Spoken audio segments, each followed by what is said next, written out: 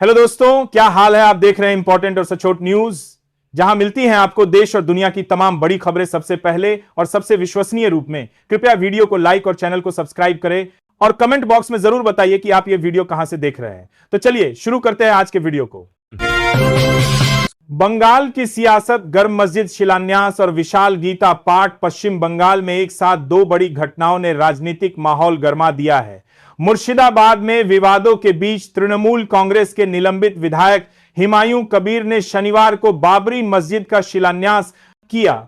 इसके तुरंत बाद रविवार को कोलकाता के ब्रिगेड ग्राउंड में सनातन संस्कृति संसद द्वारा एक विशाल सामूहिक गीता पाठ का आयोजन किया जा रहा है। इस धार्मिक कार्यक्रम में करीब 5 लाख लोग और 150 संत भाग लेंगे। आयोजक इसे धार्मिक परंपरा का जश्न बता रहे हैं, लेकिन आगामी 2026 विधानसभा चुनावों को देखते हुए राजनीतिक विश्लेषक इन समानांतर घटनाओं में गहरी राजनीतिक मायने तलाश रहे हैं। जम्मू कश्मीर में JKAS प्रीलिम्स परीक्षा को लेकर बड़ा विवाद खड़ा हो गया है। 7 दिसंबर को परीक्षा निर्धारित होने के बावजूद मुख्यमंत्री उमर अब्दुल्लाह ने उम्र सीमा में छूट और एयरलाइन दिक्कतों के कारण परीक्षा टालने की मांग की है। सरकार का कहना है कि एज रिलैक्सेशन पर फैसला लंबित है, जिस पर LG मनोज सिन्हा विचार कर रहे हैं। इसी मुद्दे पर हजारों उम्मीदवार परेशान हैं, क्योंकि करीब 19,000 छात्रों पर उम्र सीमा का सीधा असर पड़ रहा है। कई छात्र तो पिछले 2 दिनों से भूख हड़ताल पर है और ऊपरी उम्र सीमा 32 से बढ़ाकर 37 साल करने की मांग कर रहे हैं। वहीं महबूबा मुफ्ती ने भी अपील की है कि सरकार तुरंत इस मामले का समाधान करे। बंगाल की सियासत, गर्म मस्जिद शिलान्यास और विशाल गीता पाठ। पश्चिम बंगाल में एक साथ दो बड़ी घटनाओं ने राजनीतिक माहौल गर्मा दिया है। मुर्शिदाबाद में विवादों के बीच तृणमूल कांग्रेस के निलंबित विधायक हुमायूं कबीर ने शनिवार को बाबरी मस्जिद का शिलान्यास किया। इसके तुरंत बाद रविवार को कोलकाता के ब्रिगेड ग्राउंड में सनातन संस्कृति संसद द्वारा एक विशाल सामूहिक गीता पाठ का आयोजन किया जा रहा है। इस धार्मिक कार्यक्रम में करीब 5 लाख लोग और 150 संत भाग लेंगे। आयोजक इसे धार्मिक परंपरा का जश्न बता रहे हैं, लेकिन आगामी 2026 विधानसभा चुनावों को देखते हुए राजनीतिक विश्लेषक इन समानांतर घटनाओं में गहरी राजनीतिक मायने तलाश रहे। बंगाल की सियासत, गर्म मस्जिद शिलान्यास और विशाल गीता पाठ। पश्चिम बंगाल में एक साथ दो बड़ी घटनाओं ने राजनीतिक माहौल गर्मा दिया है। मुर्शिदाबाद में विवादों के बीच तृणमूल कांग्रेस के निलंबित विधायक हुमायूं कबीर ने शनिवार को बाबरी मस्जिद का शिलान्यास किया। इसके तुरंत बाद रविवार को कोलकाता के ब्रिगेड ग्राउंड में सनातन संस्कृति संसद द्वारा एक विशाल सामूहिक गीता पाठ का आयोजन किया जा रहा है। इस धार्मिक कार्यक्रम में करीब 5 लाख लोग और 150 संत भाग लेंगे। आयोजक इसे धार्मिक परंपरा का जश्न बता रहे हैं, लेकिन आगामी 2026 विधानसभा चुनावों को देखते हुए राजनीतिक विश्लेषक इन समानांतर घटनाओं में गहरी राजनीतिक मायने तलाश रहे हैं। पंजाब की तरनतारण विधानसभा उपचुनाव में कांग्रेस को मिली करारी हार और उम्मीदवार की जमानत जब्त होने के बाद पार्टी के भीतर हलचल तेज हो गई है।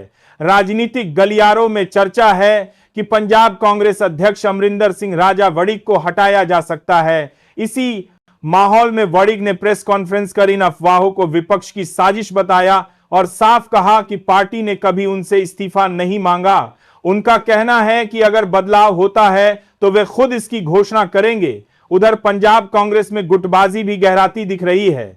एक तरफ वड़िग का गुट तो दूसरी ओर पूर्व CM चरणजीत चन्नी का प्रभाव बढ़ाने की कोशिश माना जा रहा है कि 2027 चुनाव से पहले नेतृत्व को लेकर खींचतान और तेज हो सकती है। इंडिगो एयरलाइंस की लगातार बढ़ती गड़बड़ियों को लेकर आम आदमी पार्टी ने केंद्र सरकार पर सीधा हमला बोला है। आप संयोजक अरविंद केजरीवाल ने सोशल मीडिया पर लिखा कि इंडिगो की खस्ता हालत दिखाती है कि मोदी सरकार या तो नाकाबिल है या फिर मिलीभगत में शामिल। उन्होंने कहा कि लोगों ने इतना दुख पहले कभी नहीं झेला। वहीं मनीष सिसोदिया ने भी सरकार पर निशाना साधते हुए कहा कि हजारों यात्रियों की सुरक्षा से खिलवाड़ हुआ है, पायलट और क्रू मेंबर्स का शोषण हुआ है और सरकार एयरलाइन कंपनी के आगे घुटनों पर आ गई है। सिसोदिया ने सवाल उठाया कि जो सरकार विपक्ष को सीबीआई ईडी से डराती है, वही एक निजी कंपनी के सामने बेबस क्यों है? क्या यही अमृतकाल की तस्वीर है? भारत के खिलाफ पाकिस्तान में नई साजिश रचे जाने की आशंका के बाद सुरक्षा एजेंसियों ने हाई अलर्ट जारी कर दिया है। जानकारी के मुताबिक लश्कर-ए-तैयबा और जैश-ए-मोहम्मद ने बहावलपुर में धार्मिक जलसे की आड़ में गुप्त बैठक की, जिसमें महिला जिहादियों की मौजूदगी भी दर्ज की गई। बताया जाता है कि लेटी का डिप्टी चीफ सैफुल्लाह कसूरी इस कार्यक्रम में शामिल हुआ और वही उसकी मुलाकात जैश सरगना मसूद अजहर से हुई। बहावलपुर को अजहर का गढ़ माना जाता है और दोनों की मुलाकात को भारत के खिलाफ संभावित नई साजिश से जोड़ा जा रहा है। भारतीय सुरक्षा एजेंसियों का मानना है कि हर बार ऐसी बैठकों के बाद आतंकी गतिविधियों की योजना बनाई जाती है, इसलिए सीमा पर निगरानी और ऑपरेशन टीमों की चौकसी बढ़ा दी गई है। मुर्शिदाबाद के बेलडांगा में तृणमूल के निलंबित विधायक हुमायूं कबीर ने भारी विवादों के बीच बाबरी मस्जिद का शिलान्यास किया। इस आयोजन में मदीना से 2 काजी पहुंचे, जबकि हजारों समर्थक संदेश खाली और अन्य इलाकों से ईंटें लेकर पहुंचे। कार्यक्रम में सुरक्षा के कड़े इंतजाम किए गए थे और करीब 1 लाख लोगों के लिए शाही बिरयानी का विशाल इंतजाम भी किया गया। हुमायूं कबीर ने इसे आगामी विधानसभा चुनावों की शुरुआत बताते हुए 135 सीटों पर उम्मीदवार उतारने का ऐलान किया है। उन्होंने कहा कि बंगाली मुसलमानों को 90 मुस्लिम बहुल सीटों पर मजबूत प्रतिनिधित्व भेजना चाहिए। 22 दिसंबर को वे अपनी नई पार्टी का औपचारिक ऐलान करेंगे, जिससे मुर्शिदाबाद में राजनीतिक तापमान और बढ़ गया है। रूस के राष्ट्रपति व्लादिमीर पुतिन के सम्मान में राष्ट्रपति भवन में हुए डिनर में राहुल गांधी को आमंत्रण न मिलने पर उठे विवाद को लेकर बीजेपी ने कांग्रेस पर पलटवार किया है। बीजेपी प्रवक्ता गौरव भाटिया ने राहुल गांधी को अपरिपक्व और गैर जिम्मेदार बताया। उनका कहना है कि वैश्विक कूटनीति पारिवारिक पहचान पर नहीं, बल्कि योग्यता और विश्वसनीयता पर चलती है। भाटिया ने कहा कि विदेशी नेता किससे मिलना चाहते हैं यह उनका अधिकार है और सिर्फ खास परिवार से होने से वैश्विक मंचों पर प्राथमिकता नहीं मिलती। उन्होंने यह भी आरोप लगाया कि कांग्रेस राहुल गांधी का महिमा मंडन करती है और देशहित को पीछे छोड़ देती है। भाटिया का कहना है कि दुनिया नेतृत्व को उसकी क्षमता से परखती है, वंश से नहीं, और यही सच्चाई विपक्ष को समझनी चाहिए। प्रधानमंत्री नरेंद्र मोदी ने कहा कि अब देश की विकास दर हिंदू रेट ऑफ ग्रोथ नहीं, बल्कि हिंदुस्तान रेट ऑफ ग्रोथ है। उन्होंने बताया कि 1950 1980 के दशक में भारत की कम ग्रोथ दर के लिए यह शब्द इस्तेमाल किया गया, जो मानसिक गुलामी और हीन भावना को दर्शाता है। मोदी ने कहा कि अंग्रेजों ने भारतीयों का आत्मविश्वास तोड़ा और गुलामी की मानसिकता फैलाई। आज भारत दुनिया की सबसे तेजी से बढ़ती बड़ी इकॉनमी बनकर उभर रहा है। पीएम ने आगे कहा कि देश को भविष्य की जरूरतों के अनुसार वर्तमान में हल तलाशना होगा और मेक इन इंडिया, आत्मनिर्भर भारत और पीएम सूर्य जैसे मिशन देश की तस्वीर बदल रहे हैं। रक्षा मंत्री राजनाथ सिंह कल लद्दाख में 920 मीटर लंबी श्योक टनल का उद्घाटन करेंगे। यह टनल लद्दाख की रणनीतिक सड़क पर बनी है और भूस्खलन, हिमस्खलन और बर्फबारी के समय भी सैनिकों और स्थानीय लोगों के लिए जीवन रेखा साबित होगी। उद्घाटन के साथ ही 125 नई रणनीतिक परियोजनाएं, 28 सड़कें, 93 पुल और 4 अन्य इंफ्रास्ट्रक्चर प्रोजेक्ट्स देश के 7 राज्यों और 2 केंद्र शासित प्रदेशों में चालू होंगी। श्योक टनल से सेना और पैरामिलिट्री की लॉजिस्टिक सपोर्ट क्षमता बढ़ेगी और स्थानीय आवागमन आसान होगा। साथ ही राजस्थान, हिमाचल और पूर्वोत्तर में बनाए गए आधुनिक पुल और सड़कें देश की सुरक्षा और कनेक्टिविटी को मजबूत करेंगी।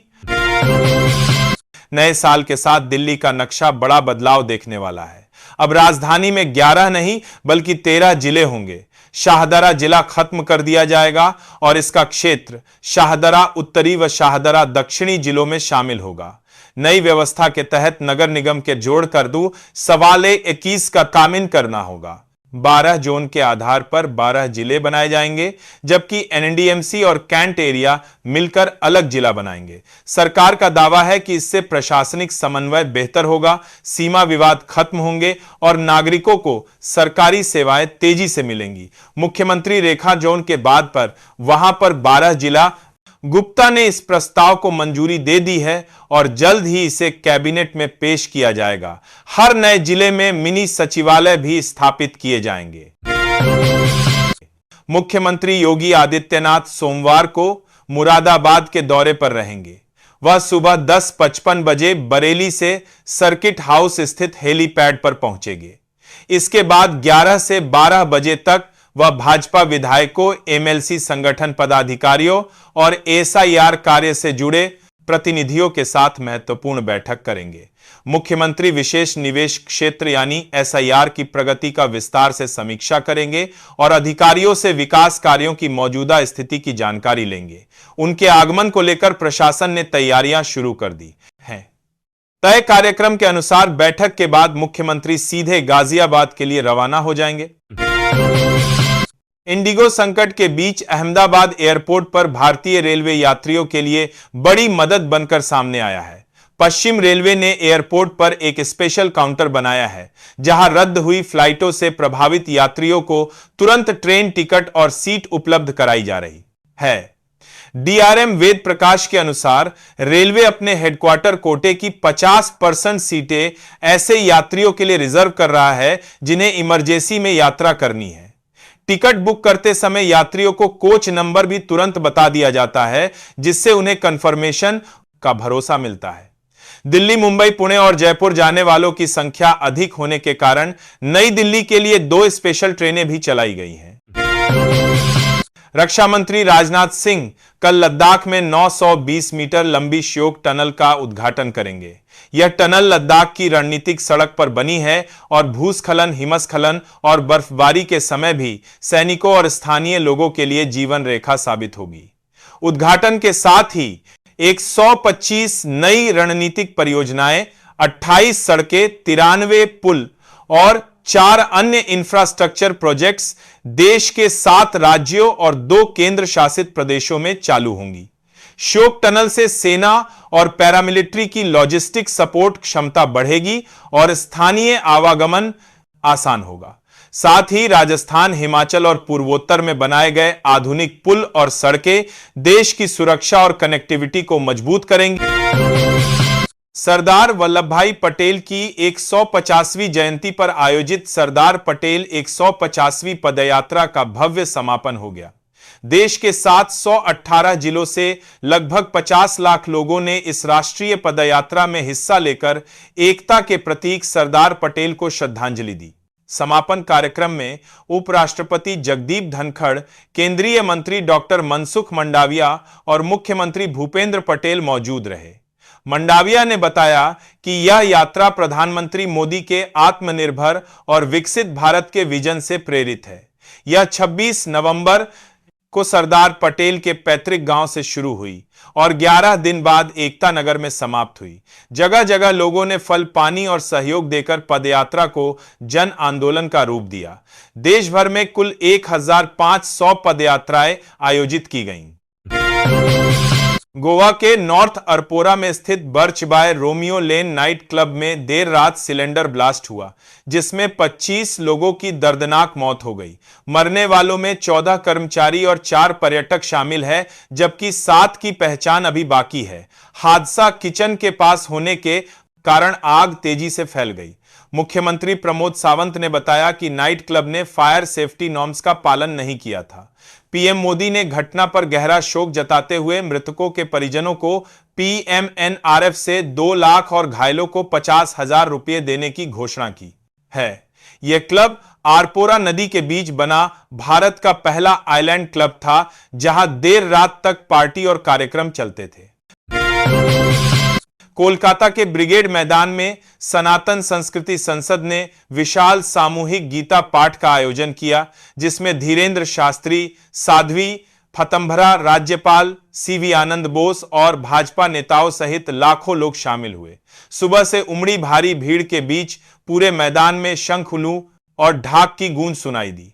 आयोजकों ने इसे बंगाल की आध्यात्मिक विरासत जगाने और सामाजिक सद्भाव बढ़ाने का प्रयास बताया, जबकि 2026 विधानसभा चुनाव से पहले इसके राजनीतिक संकेत भी चर्चा में है।